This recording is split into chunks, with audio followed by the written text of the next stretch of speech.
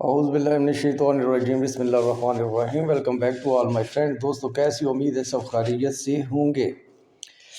तो दोस्तों आवाज़ मेरी एक दोस्त कह रहे हैं कि कम आती है। मैं कोशिश करता हूँ कि मैं ज़्यादा ऊंचा बोलूँ और ज़्यादा इसके अंदर जो है आवाज़ आए। और कमेंट में वो जो दोस्त हैं मिहर महिर जी हैं, शायद उनका क्या है @महिर जी शार्ट्स, वो पहले भी उन्होंने एक और भी दोस्त ने जो है मुझसे ये एक वीडियो जो मैंने डाली थी अक्सीर दमा एस दमा एस दमा की अक्सीर, और ये बड़ा मेरा मुजरब और तीर बहदफ नुस्खा है। मैंने दिया था, उसके बाद मैंने डिलीट किया था। तो डिलीट मैंने इसलिए कर दिया था कि मैंने एक दफ़ा वो देखा था कि जो वीडियोस जिनमें कम व्यूज़ आ रहे थे, काफ़ी सारी वीडियोस थी, उनको मैंने डिलीट कर दिया था। तो अब मैंने ये सोचा कि बेशक जिस कम व्यू जितने मर्ज़ी क्यों ना आए, उन वीडियोस को डिलीट नहीं करूँगा और डाल दूँगा। तो उनकी बार बार रिक्वेस्ट के ऊपर जो है ये नुस्खा मैं दोबारा जो है वो दे रहा हूँ जी। अक्सीर एस दमा, ये दोस्त मेरा ख्याल प्रैक्टिस करते हैं या इनके रिश्तेदारों में किसी को जो है वो दमे का प्रॉब्लम है।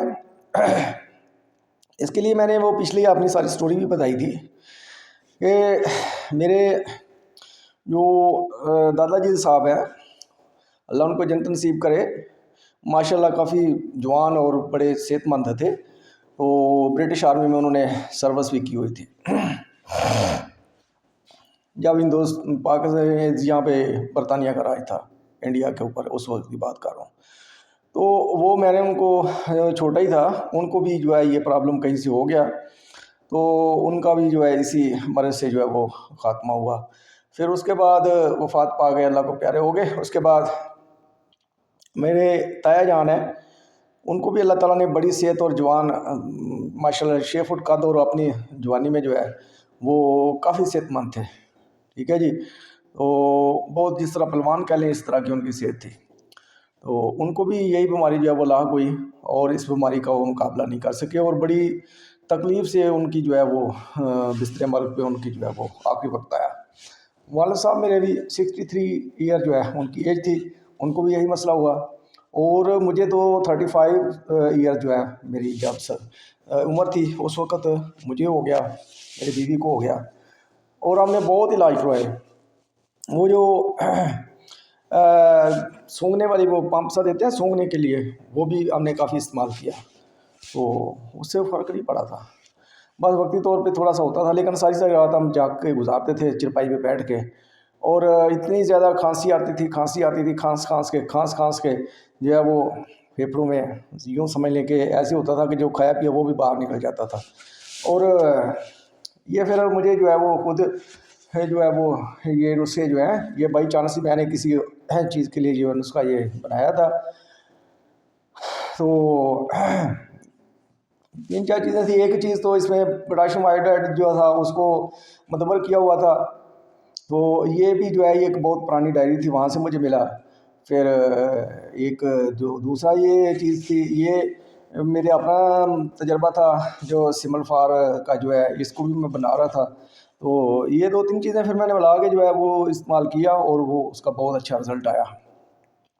वो जो है उसने बहुत तेज़ी से अमल किया। जो 3-4 साल से मुझे आराम नहीं आ रहा था, वो 3 दिन में मुझे उसका फ़ायदा हो गया, मैं आराम से सोया। अच्छा, तो ये दोस्तों मेरा मुजरब है भाई। अपने तौर पे भी मैंने आजमाया हुआ है, मैंने इसी से मुझे आराम आया था, इलाज हुआ था। इसके बाद फिर मैंने एक और भी वाक़या बताया था कि एक दोस्त था, उसके वालिद साहब को भी इस तरह का मर्ज़ था। वो मैंने उसको 3 पुड़िया दी और उसने हदिया नजराना पूछा। मैंने कहा यार कुछ बात नहीं है, खैर रहने दो। वो कहते नहीं यार आप ज़बरदस्ती। मैंने कहा चलो 500 रुपये दे दो। उसने 500 रुपया दिया। वो माशाल्लाह कुछ लोग ऐसे होते हैं ना कि वो जब कहीं बेशक 50-50 हज़ार रुपया जो है वो हॉस्पिटल में खर्च कर दें, उसको कोई तकलीफ नहीं होती। जब वो छोटी सी जो है पुड़िया के अंदर कोई छोटी सी चीज़ उनको दी जाए ना, उससे आराम आ जाए ना, तो वो सोचते हैं ये 4-5 रुपये की होगी, 50 की होगी यार। 500 की जो है इसने हकीम ने ज़्यादा ही ले ली हैं। एक पुड़ी उसने खाई, उसको फाका हो गया, आराम आ गया। 2 वो वापस करने आ गया, कहता जी एक पुड़ी जो है उसके तो पैसे जो है वो जितने बनते हैं वो आप ले लें, तो ये वैसे इस पुड़ी से क्या आराम आना था, वैसे ही जो है वो शफा आ गई है, पता नहीं खुद ब खुद ही आराम आ गया है। तो ये 2 पुड़ियाँ आप ले लें, एक पुड़ी जो है उसके पैसे काट लें। मैंने कहा भाई ये पुड़ी जो है ये इसकी बहुत ज़्यादा कीमत है इन पुड़ियों की। ये तो मैंने कहा लाख रुपया जो है वो भी लाख 1.5 लाख रुपया, वो भी इसकी कीमत कम है। तो चलो तुम्हारा जो है अब 500 रुपया जो है वो तो गया, एक पुड़ी का तो बकाया जो 1.5 लाख है उसमें से हिसाब कर लो कितने बकाया। वैसे ही मजाक किया उसके साथ। तो ये मैं इसलिए बता रहा हूँ कि कुछ ऐसे भी लोग होते हैं कि वो नशुक्री करते हैं, अगर उनको कोई अच्छी दवाई या नुस्खा मिल जाता है तो उसकी नशुक्री करते हैं, उसकी कदरदारी नहीं करते हैं जब तक उसकी कीमत ठोक के ना लगाई जाए। तो दोस्तों उसकी तरफ चलते हैं तो वीडियो लंबी ना हो जाए। पोटाशियम आयोडाइड भाई मिलता है दवाई, केमिकल वाले से मिलती है, वो आप ले लें। 1 तोला पोटाशियम आयोडाइड ले लें और 1 तोला ही जो है वो आप जो पंसार से ले लें। जो पोसत होता है ना, जो खशखाश जो होती है उसके ऊपर जो डोडे के ऊपर जो छिलका होता है उसको पोसत बोलते हैं, पोसत। अब पहले मिलता था पंसारी से, अब मिलता है या नहीं मिलता है मुझे इस चीज़ का नहीं पता। वो पोसत जो है उसका पाउडर करके वो भी 1 तोला ले लें। इन दोनों को आपस में मिक्स करके तवे के ऊपर जो है थोड़ा सा इसको बिलियाँ करें तो ये जो पोटाशियम आयोडाइड है ये थोड़ा सा अपना कलर तब्दील करके पीले या सुर्ख रंग में आ जाएगा और ये मुदब्बर हो जाएगा। इसको पीस के रख लेंगे, एक आइटम होगी। दूसरी आइटम जो है वो आपने लेना है सिंबल फार है, ले लें आप 6 ग्राम। और जो है नुशादर वो ले लें 1 तोला। अब 6 ग्राम सिंबल फार को और 1 तोला नुशादर दोनों को आपस में पीस लें। पीसने के बाद इसके जोहर उड़ाएं, ऊपर जोहर जो है वो लगेंगे, उन जोहर को इकट्ठा करके अलहदा कर लें और जो नीचे कुछ अगर चीज़ बच जाए उसको फेंक दें। और इन्हीं जोहरों को दोबारा जो है एक दफ़ा जो है वो प्याले के ऊपर दोबारा जोहर उड़ाएं। ये सारे के सारे फिर दोबारा ऊपर लग जाएंगे, या सारे नहीं लगेंगे तो कम लगेंगे, जितने भी लगेंगे ऊपर जो लगेंगे उनको इकट्ठा कर लें। उस जोहर जो है वो आपने लेना है, उस जोहर में से अगर वो तोला हो 1.5 तोला हो तो आपने उसमें से 6 ग्राम जो है वो लेना है। 6 ग्राम नुशादर और इसका जो है नुशादर का और सिमल फार का जोहर हो गया 6 ग्राम। और जो पहले हमने तवे के ऊपर पोटाशियम आयोडाइड जो है वो गर्म की थी वो जो है वो भी आपने लेनी है 6 ग्राम। ये 1 तोला जो है दोनों का मिक्स करके आपने पाउडर एक जगह पे रख लेना है। अब आपने को नमक चाहिए, इसका बूटी जो होती है जिसको पुटकंडा बूटी कहते हैं। पुटकंडा जो होता है वो इसका बाकी नामों का मुझे पता नहीं, कुछ और भी नाम इसके होंगे। ज़्यादा जो मारूफ नाम है इसका पुटकंडा।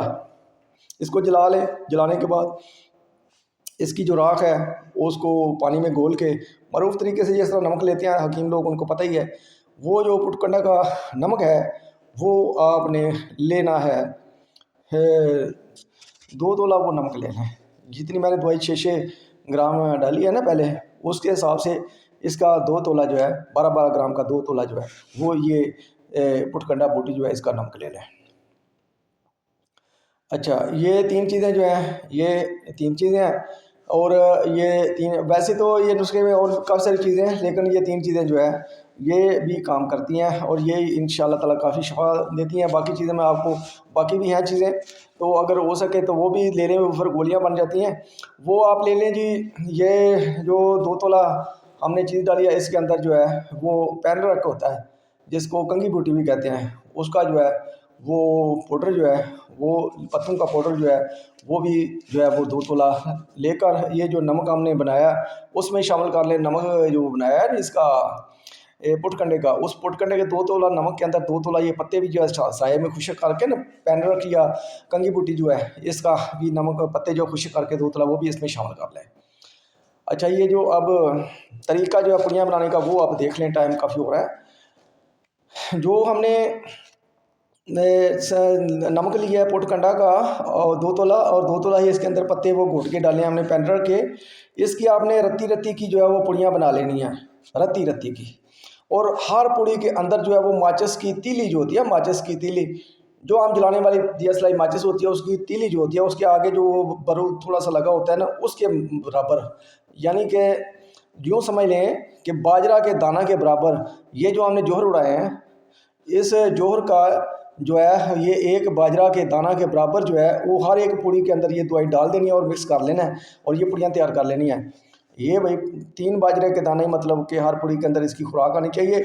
इस तरह आप उसमें इकट्ठा डाल देंगे तो हो सकता है वो कम हो जाए या ज़्यादा हो जाए, लेकिन ये जो हमने जोहर उड़ाया है जिस चीज़ के जो हमने 600 ग्राम चीज़ ली है इसका बराबर दाना बाजरा या जो माचिस की तीली के ऊपर ऐसे करके डालते हैं, वो माचिस की तीली को बराबर चढ़ाएं तो वो गंदम के दाना के बराबर या बाजरा के दाना के बराबर उसके ऊपर दवाई चढ़ती है। वो इस तरह एक एक पुड़ी के अंदर जो है वो डालते जाएं और ये एक मरीज़ के लिए 3 पुड़ियाँ काफ़ी हैं। जो बंदा बहुत ज़्यादा खांसी कर रहा है, बूढ़ा है और उसको खांसते खांसते उसका सांस उल्टे जाता है, उल्टी आ जाती है, फेफड़ों में ज़ख्म हो गए हैं, ठीक है, किसी चीज़ से आराम नहीं आ रहा और वो सांस में जो है वो स्प्रे मार के पंप जो है वो मार के फिर वो सोता है, उस तरह उसको नींद नहीं आती है और दौरा पड़ता है। ये भाई उनको इंशाल्लाह खिलाएं। एक पुड़ी आप खिलाएंगे उसको सुकून मिल जाएगा, दूसरी खिलाएंगे उसको जो है वो आराम आ जाएगा, तीसरी खिलाएंगे तो वो कहेगा यार मुझे कभी ये खांसी की तकलीफ थी नहीं, ये तो खुद अल्लाह ताला की तरफ से आराम आ गया।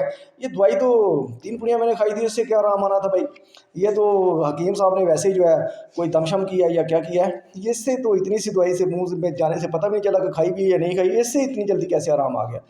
ऐसे भी लोग होते हैं मेरे दोस्त। तो आराम तो अल्लाह ताला की तरफ से ही आता है, शफ़ा अल्लाह ताला की ज़ात ने ही डाली हुई है इन चीज़ों में। और ये तो वो नुस्खा था भाई जिसकी डिमांड आ रही थी बार बार, तो जिन लोगों को दोस्तों को चाहिए बेशक बना लें, किसी के रिश्तेदारों में है किसी को है तो ये बना लें भाई, ये जिनका मुतीब है जो प्रैक्टिस कर रहे हैं वो बना लें। मैं तो मतलब तिब जो है वो मेरा मैंने नहीं बनाया हुआ, ना मैं ख़ास प्रैक्टिस करता हूँ। ये कि जो शुगल के तौर पे शुगल समझते हैं कि फ़ारग टाइम में बंदे के पास फ़ारग टाइम होता है, कोई पौधे लगाता है, कोई काम करता है, कोई काम करता है। तो ये मेरा तिब का और जो है ये जो कीमियागरी है इसका मशगला समझ लें कि फ़ारग टाइम में जो है वो टाइम पास करने के लिए मुख्तलिफ तजर्बात या नुस्खे वगैरह बनाना, तजर्बे करते रहना, ये मेरा मशगला है। तो इस हिसाब से मैं तो इस हिसाब से करता हूँ। कोई यार दोस्त अगर आ गया या किसी को तकलीफ़ हुई या किसी पे यूँ समझ लें कि तरस आ गया यार इसको ये चीज़ दे देनी चाहिए, तो वो तो मैं खैर फ्री भी दे देता हूँ, फ्री में किसी को जो है वो भला कर देता हूँ। तो ये मेरी ऐसी आदत है। तो अपना ख्याल रखें, दुआ में याद रखें। वस्सलाम वालेकुम।